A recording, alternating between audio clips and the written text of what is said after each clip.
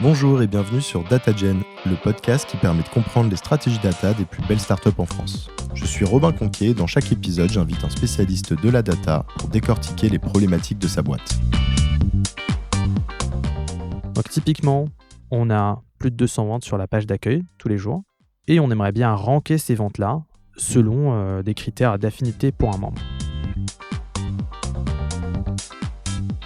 Donc on faisait des présentations avec le business pour leur dire on a amélioré le taux de conversion, on a amélioré le turnover, est-ce que vous avez des feedbacks, etc. Et ça, c'était pas suffisant. On a eu un petit problème il y a 2 ans déjà où notre endpoint n'était pas assez mature. Il est tombé. La pire situation, c'est que c'est nos partenaires côté marketing et tech qui sont revenus vers nous pour nous dire « Eh les gars, votre service, il répond pas. Notre système de monitoring n'était pas assez bon. » Aujourd'hui, je reçois Amine de VP. Donc on va parler de plusieurs projets qu'ils réalisent chez VP et notamment de leurs produits de recommandation, leur algorithme de recommandation. Et on va également aborder quelques challenges qu'ils ont rencontrés dans la mise en place de cette solution. Hello Amine. Bonjour. Ça va ? Très bien, et toi ? Ça va. Merci beaucoup d'avoir accepté mon invitation. Est-ce que tu peux nous en dire un peu plus sur VP ? Alors VP, c'était anciennement vente privée. Maintenant, c'est un groupe VP qui est dans plusieurs pays. France, Allemagne, Italie, Espagne, Benelux. C'est un groupement aussi de compagnies en fait. Parce qu'avant, c'était uniquement vente privée. Maintenant, c'est aussi Privalia, vente exclusive sous le branding VP. Le business model principal de VP, c'est les flash sales. Donc en fait, c'est des ventes qui durent 5 jours en moyenne, qui commencent tous les jours à 7h du matin ou 7h du soir et qui ont un stock très limité. Généralement, c'est des ventes avec un stock très qualifié, une décote très forte, donc du moins 60%, du moins 80%. Et le business est assez particulier puisque la plupart des ventes sont faites à l'ouverture des ventes. Comme il y a très peu de stock, il faut être le premier à arriver sur le site pour récupérer le stock qualifié. Sinon, en général, on est à peu près 1000 personnes à la tech et on est à peu près une 50aine à la data, dont je fais partie. Et du coup, le département data, assez classique, est composé par une équipe de data warehouse, une équipe de BI, une équipe analytics, une équipe science, data science dont je fais partie, et une équipe plateforme assez transverse. Comment tu t'es retrouvé Data Science Engineering Manager chez VP ? Alors initialement, j'ai été recruté à VP en tant que data scientist. J'avais bossé, en fait je bosse chez VP depuis 4 ans et 6 mois maintenant, à peu près. Et à un moment, j'ai eu l'opportunité de passer manager sur l'équipe où j'étais data scientist. Et comme la partie management humain et aussi gestion de projet m'intéressait bien, j'ai saisi l'opportunité. Et tu peux nous en dire un peu plus sur ce rôle ? Oui, alors c'est un peu une double casquette entre gérer la partie projet. Donc en ce moment, je suis en contact avec le marketing qui est notre client pour gérer les différents projets. Je vous en dirai un peu plus en détail tout à l'heure. Et en parallèle, je suis aussi le manager humain des personnes dans mon équipe. Donc on va faire des one-on-one réguliers, on va faire les career paths, les plans de développement de chacun et faire en sorte que ces 2 parties-là, en fait, coïncident bien au cours du temps. Quels sont les projets sur lesquels vous travaillez ? Donc pour revenir un peu sur la structure du département data, on a une équipe data science qui est découpée en 2 sous-équipes. Donc il y a la mienne qui se concentre sur des sujets qui vont venir optimiser l'expérience du membre. Et il y a une deuxième équipe qui va travailler plutôt sur l'efficacité opérationnelle. Donc l'efficacité opérationnelle, c'est par exemple faire des forecasts, faire des prédictions de la demande pour mieux organiser les entrepôts, pour livrer plus rapidement nos membres. Et de mon côté à moi, on va venir optimiser l'expérience du membre via plusieurs projets de machine learning. Le principal, c'est la personnalisation du contenu sur le site. Donc typiquement, on a plus de 200 ventes sur la page d'accueil tous les jours. Et on aimerait bien ranker ces ventes-là selon des critères d'affinité pour un membre. Donc si moi je me connecte Amine sur le site, je vais voir les ventes selon un ordre particulier qui va en fait me convenir à moi. Je vais retrouver beaucoup plus facilement les ventes que j'aime bien au top de ma page d'accueil. Et toi, Robin, quand tu vas te connecter à la page d'accueil de VP, tu vas avoir un autre ordre qui sera différent pour toi et qui correspondra un peu à tes envies. Ça, c'est le projet numéro un. Et en parallèle, on travaille aussi sur 2 autres projets qui sont un peu moins avancés. Il y a le ciblage des membres, donc le targeting d'audience, qui est très proche de la recommandation sur le site. En fait, la recommandation, si on a une liste de ventes, Amine qui se connecte et on veut les ranker de celle qui est la plus pertinente à la moins pertinente. Et le targeting, c'est le même problème à l'envers. Donc, demain, on a une vente qui va ouvrir sur le site. Donc, supposons Adidas va être mis sur le site. On aimerait bien contacter nos membres et pour leur dire il y a Adidas demain, venez à 7 heures du matin, soyez au rendez-vous. Sauf qu'on ne peut pas envoyer un mail à toute notre base membre. Donc, il faut sélectionner les membres les plus appétents à Adidas pour leur envoyer cette communication. Et comme tous les jours, on a à peu près une cinquantaine de ventes, il faut en plus de sélectionner ces membres-là, il faut bien découper la base membre pour dire en fait si Robin il est appétant à Adidas et à Levi's, je vais pas lui envoyer 2 mails ou 50 mails, faut bien choisir ce qu'on envoie. Et le dernier projet, c'est lié à l'engagement des membres. Donc c'est de la détection de churn. Notre hypothèse, c'est que si on arrive à détecter assez en amont quand est-ce qu'un membre va se désintéresser de notre site, donc il va arrêter de visiter ou d'acheter, si on a cette information assez à l'avance, on peut lui envoyer une communication avec un bon d'achat et comme ça on remotive ce membre-là et on évite de le perdre. Parce que ça coûte beaucoup plus cher de recruter un nouveau membre que de garder un membre déjà existant. Ok, donc 3 projets. Comme on n'a pas le temps de tous les creuser, je te propose qu'on se concentre un peu sur le premier, donc la recommandation pour la page d'accueil. Est-ce que tu peux nous détailler un peu plus ce projet? Par exemple, comment ça se passait avant? Oui, bien sûr. Alors je vais te donner un peu de contexte pour commencer. Donc VP, c'est à peu près 2,5 millions de visiteurs tous les jours qui se connectent sur le site. Et l'objectif de ce projet, du système de recommandation qu'on a construit, c'est de maximiser la part de ces membres-là qui vont faire un achat sur le site. Donc on va optimiser le taux de conversion. Comment est-ce qu'on va faire ça? On a cet objectif business qui est d'augmenter la conversion, mais on a aussi des contraintes business et techniques. Les contraintes business, c'est par exemple, on ne doit pas donner plus de parts de voix à une business unit ou par rapport à des autres. En fait, il faut que on donne la chance à tous nos business units d'apparaître en haut de la homepage. Et les restrictions un peu techniques, c'est plutôt la recommandation, elle va être faite live, donc au moment de la connexion. Et donc, on doit avoir des SLA qui sont assez drastiques. Typiquement, notre endpoint doit répondre en moins de 100 millisecondes. Donc le SLA, peut-être si on le rappelle pour l'audience, c'est Service Level Agreement. Et donc par Exactement. exemple, c'est ce que tu viens d'évoquer, donc le temps de réponse de votre solution. C'est ça, donc ça correspond au temps de réponse, plus d'autres critères. Par exemple, il faut que le service soit toujours disponible à 99,9% du temps. Il faut que les services puissent gérer certaines charges particulières. Donc j'ai évoqué tout à l'heure, les ventes AVP commencent à 7 heures du matin. Donc on a un trafic qui est très hétérogène au cours de la journée. On a des pics assez grands à 7 heures du matin où on a 300 connexions par seconde. Et du coup, on doit pouvoir gérer ces pics-là aussi. Voilà. Et donc, avant qu'il y ait cet algo de reco qu'on a mis en production, c'était une personne côté marketing, dans l'équipe planning, qui est tous les jours responsable de ranker à la main les ventes sur le site. Et donc, l'inconvénient de ce ranking manuel, c'est que c'était un ordre statique, donc peu de changements durant la journée, et qu'en plus, c'était un ordre qui était très homogène. Donc, si moi je me connecte ou si toi, Robin, tu te connectes, ça sera exactement le même ordre pour tout le monde. C'est vraiment personnaliser l'expérience pour l'utilisateur et bien entendu avec un impact assez évident sur le taux de conversion à la fin. Finalement, l'équipe pour laquelle vous avez construit cette solution, c'était l'équipe marketing au global?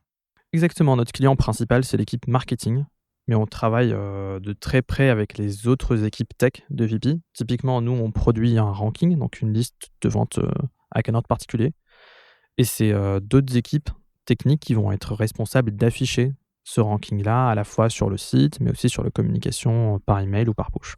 Mais c'est intéressant peut-être effectivement qu'on comprenne un peu le flow de la solution de manière très simple en fait. Donc en entrée, il y a un certain nombre de données, il y a un algorithme au milieu qui mouline, on va schématiser et en sortie, on a un ranking en fait par client, enfin par visiteur. Peut-être en 2 secondes, si tu peux nous synthétiser un peu tout le type de données pour qu'on se rende compte qui ont un impact en particulier sur ce ranking.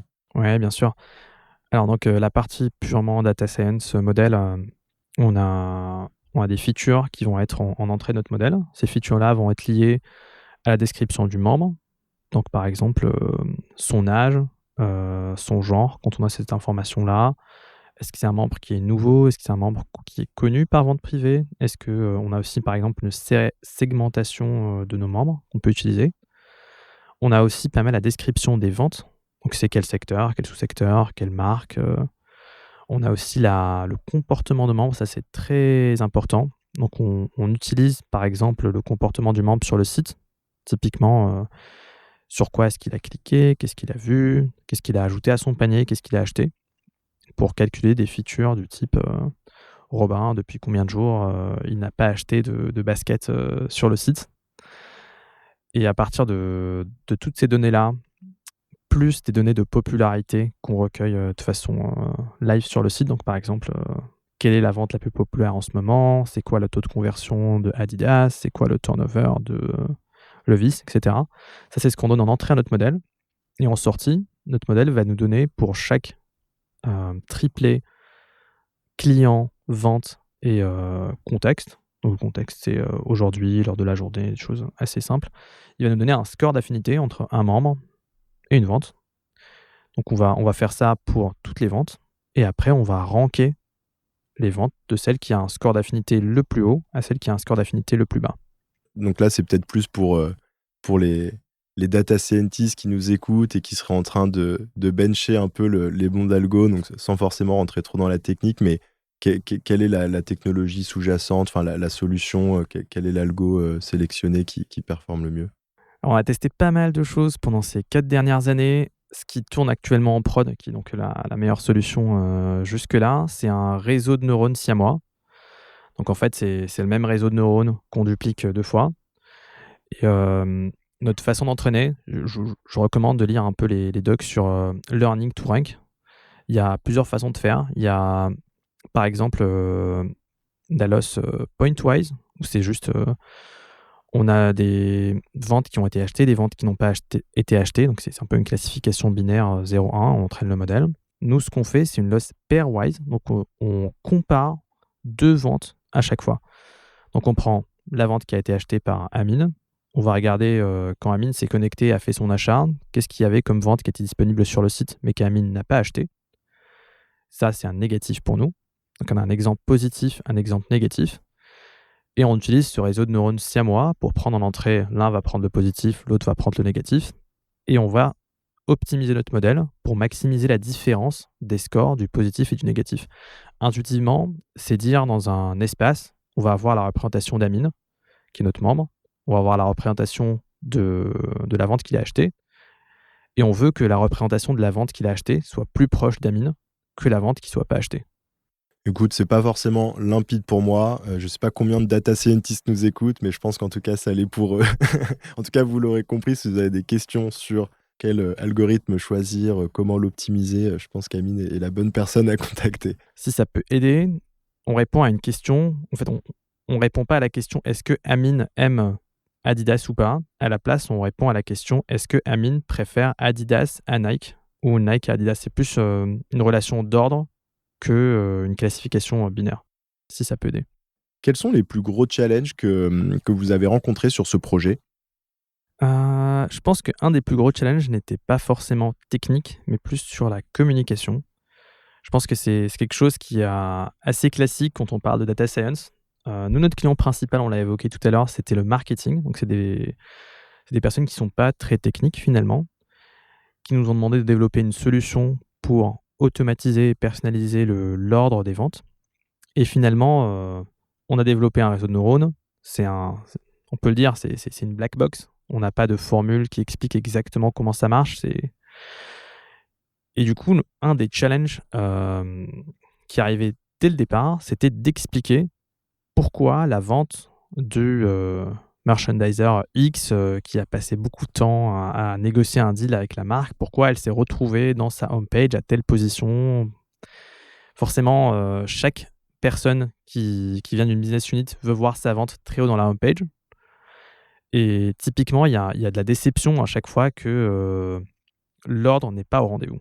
Donc il y a eu beaucoup de travail qui a été fait pour expliquer de façon simple comment fonctionne l'algo, expliquer que l'ordre est dynamique, que typiquement les sales à VP ont un comportement assez particulier, c'est pas le comportement d'un client type et que ce qui importait, c'était les résultats, qu'on voit sur nos membres, typiquement la performance, par secteur, par sous-secteur, par marque qu'on monitore et je pense que c'est un comportement humain assez classique, c'est que dès qu'on a une vision qui est assez restreinte ou dès qu'on comprend pas très bien un principe, on a tendance à douter ou à se poser pas mal de questions. C'est assez naturel et donc je pense que c'est une des choses qui est les plus importantes, c'est de bien expliquer à nos clients comment marche l'outil, de bien vulgariser la partie, technique.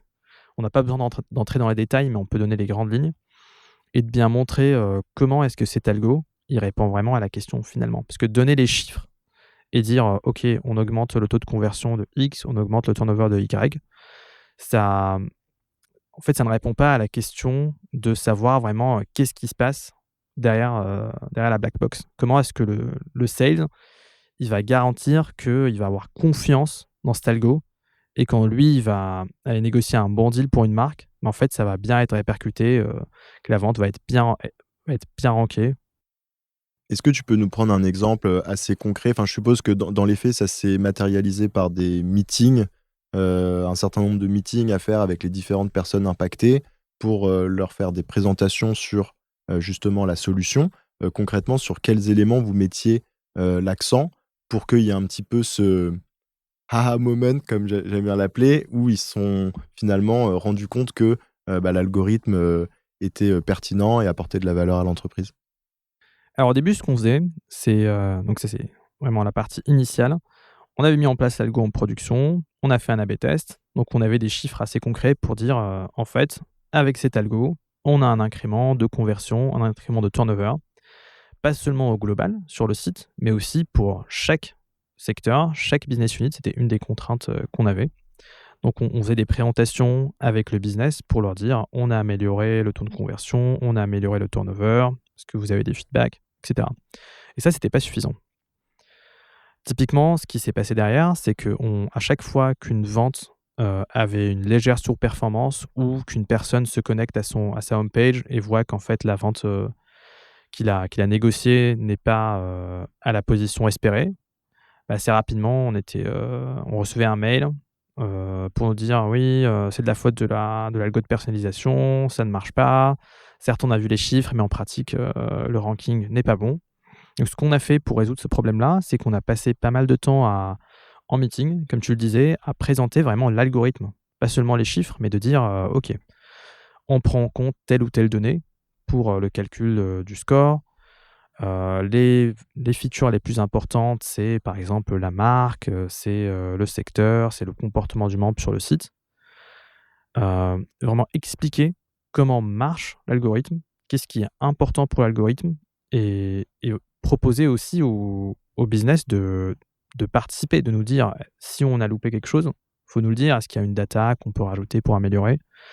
et c'est comme ça qu'on a embarqué le business avec nous et maintenant c'est à peu près l'inverse qui se passe. C'est, dès qu'il y a une vente un peu spéciale qui n'est pas forcément dans le scope de la perso parce que, soit c'est une nouveauté, qui est pas dans le data model classique ou autre, c'est le business qui pousse pour dire: «Il faut mettre ça sous la personnalisation, à tout prix parce qu'on sait que ça a bien performé, on sait comment ça marche».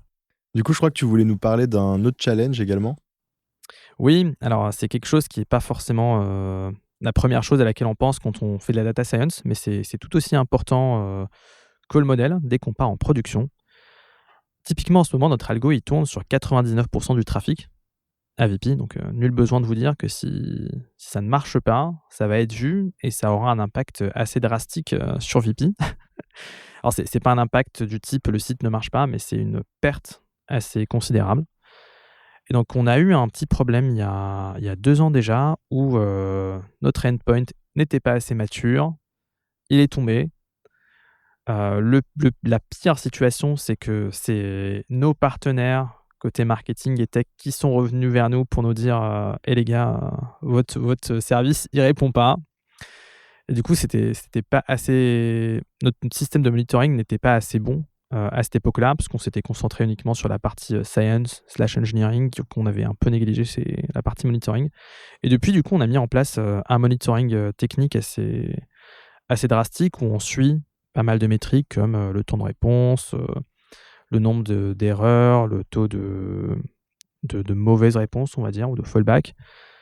Et c'est donc un data engineer dans notre équipe qui, à l'époque, nous avait recommandé, si vous connaissez peut-être, le Site Reliability Workbook de Google, qui est vraiment bon et qui permet de définir des Service Level Objectives, des SLO, hem, pour pouvoir, monitorer notre endpoint via plusieurs métriques, pour pouvoir aussi setter des alertes. Donc c'est assez important pour les alertes, par exemple, d'avoir un threshold, une limite qui soit assez haute pour garantir de la bonne qualité, mais qui soit pas trop haute non plus pour recevoir, tous les jours, plein de faux négatifs.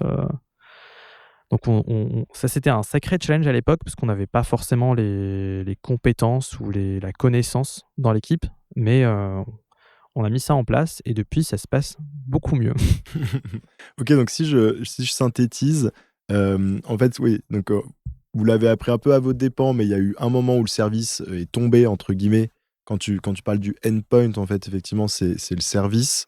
Donc, c'est le service qui est appelé et qui doit retourner cette liste de ranking. Et en deux mots, il y a une énorme perte parce que quand ça tombe, en fait, ça repasse sur un système par défaut, il n'y a plus de personnalisation. C'est ça, en gros. Exactement, c'est ça. Donc on perd les, plus, 15-20 de conversions qui sont apportées par l'algo.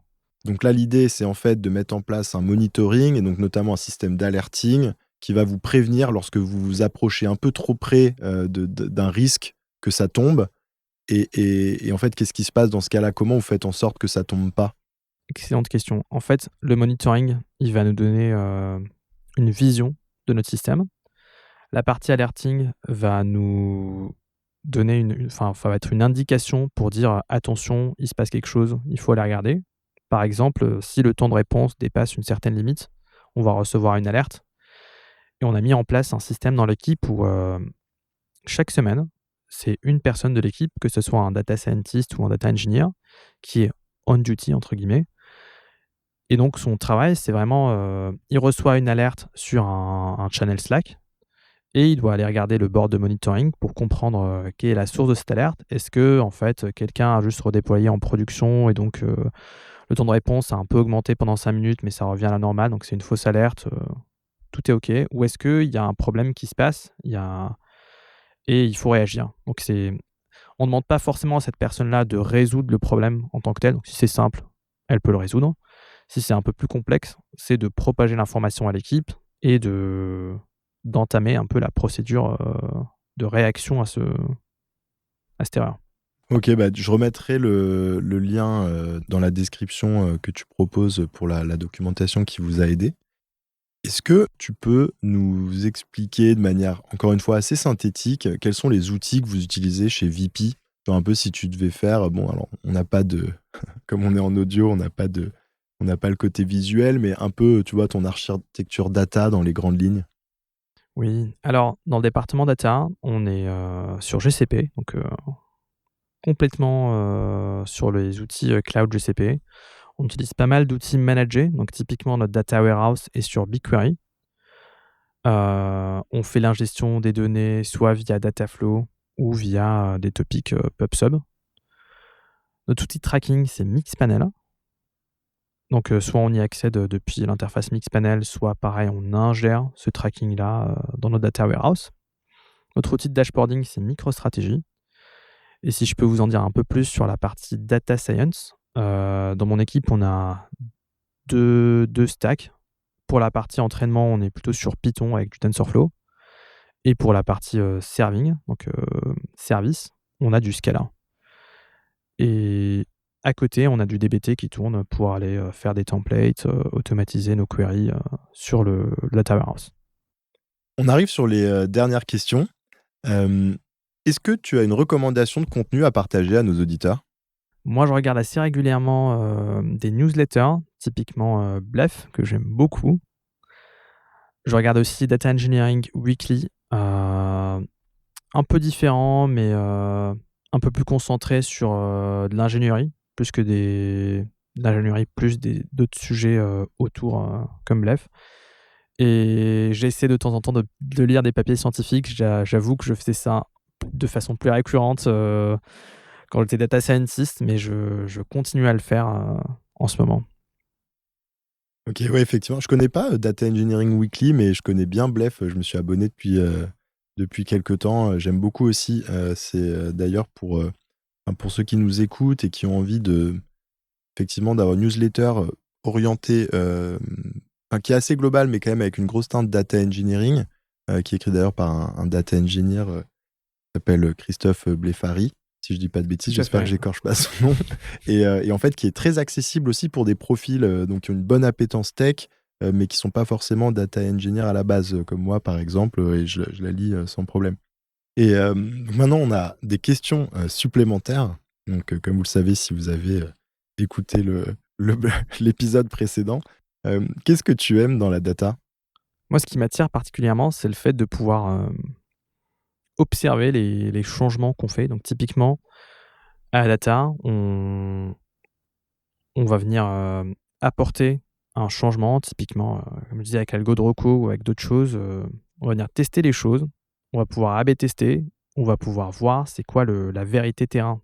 Est-ce qu'on a ajouté une valeur business ou est-ce qu'à l'inverse, ça marche pas du tout? Mais ça permet en fait de faire des hypothèses, faire des prédictions, lancer la chose en A/B test et faire pas mal de test and learn et voir qu'est-ce qui marche pas, itérer encore et arriver à une bonne solution à la fin.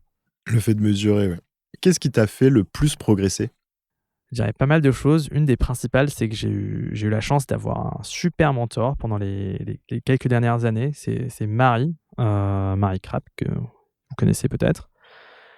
Et sinon, des choses que j'ai appris et qui m'ont aidé à progresser, c'est de pas vraiment attendre d'être bon pour commencer à faire les choses. Faut bien commencer quelque part et c'est vraiment en faisant les choses qu'on apprend et qu'on s'améliore. Donc, comme en tout cas pour moi, il faut commencer par faire les choses et pas par attendre d'être assez bon pour faire ces choses-là. Après, j'aime bien lire, j'aime bien écouter les podcasts, j'aime bien discuter avec d'autres personnes qui vont partager un peu leurs connaissances. Je suis entièrement d'accord sur ton point où faut bien commencer et faire grand pas. D'ailleurs, c'est plutôt bien illustré par la qualité du son de mes premiers épisodes. On apprend au fur et à mesure. Et peut-être juste pour rappeler Marie Krapp, effectivement, c'était la Head of Data Science and Analytics de VP, Tout à fait. qu'on entendra bientôt, d'ailleurs, sur ce podcast, normalement. Euh, et Marie qui est partie chez Sunday maintenant. Et enfin, quel est le meilleur conseil qu'on t'ait donné? Je pense que le meilleur conseil vient de mon père qui m'a dit un jour: il faut pas regretter, quoi que ce soit. Faut travailler dur et saisir les opportunités quand elles se présentent et j'applique ça, autant que je peux. Pas toujours simple, mais j'essaie vraiment de donner le maximum de moi et d'aller me dépasser, de voir à chaque fois que j'ai une opportunité de la saisir et voilà. Écoute, Amine, c'était un vrai plaisir. Merci pour ce partage et à bientôt. Merci beaucoup, à bientôt. Merci d'avoir écouté cet épisode.